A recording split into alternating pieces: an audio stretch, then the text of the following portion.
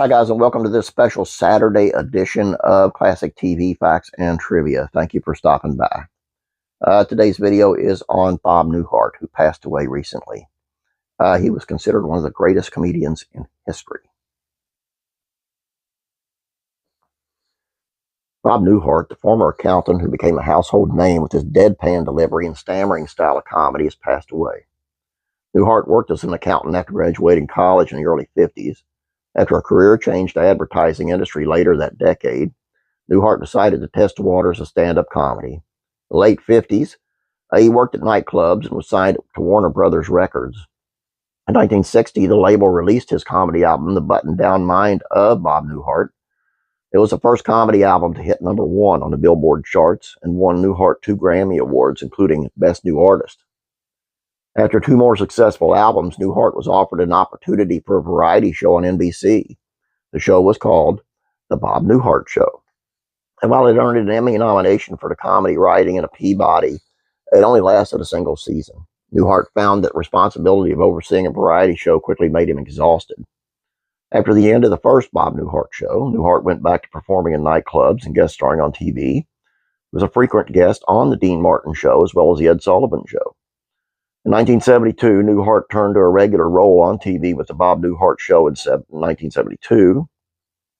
Unlike the first one that shared the title, this was a sitcom instead of a variety show. Newhart played the lead, Dr. Robert Bob Hartley, a clinical psychologist living in Chicago with his wife, played by Suzanne Pleshette. The show was an immediate hit, despite heavy competition from powerhouses like MASH and Waltons.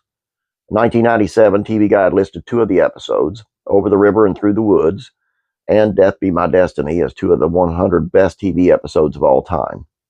However, by 1978, Newhart chose to end the show, feeling as if it had come to a natural end and not wanting it to grow stale. By 1982, he was ready for a new challenge.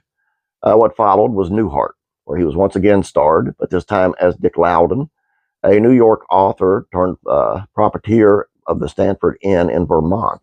When the show wrapped after 8 seasons in 1990, it was what some considered the best series ending in TV history. Famously, the final scene of the series showed Newhart waking up as Dr. Hartley in bed with Suzanne Pleshette, revealing that the entirety of Newhart had been a dream within the Bob Newhart Show. Despite being known for his TV work, he was also a familiar face and voice on the big screen. In 1977, he lent his voice to animated Disney film The Rescuers, where the bumbling mouse Bernard, voiced by Newhart, teams up with the much more savvy Bianca, voiced by Eva Gabor, to rescue a child in danger. The pair reprised their roles in 1990 sequel The Rescuers Down Under. Newhart also appeared in a 2003 Will Ferrell movie Elf, where he played Papa Elf, the adoptive father of Buddy the Elf. In 2013, he finally earned his first Emmy, which many considered overdue. The award came from his recurring role on The Big Bang Theory as Professor Proton, a former children's television science program host who Sheldon and Leonard grew up idolizing. Newhart was the 5th person to be awarded the Kennedy-centered Mark Twain Prize for American humor. The comedian, he was joining his esteemed colleagues like Richard Pryor. The comedian and icon was 94 years old. He had a long, long, good life. And I'm here to tell you, I do a lot of stuff on classic TV, but I love The Big Bang Theory and Little Sheldon.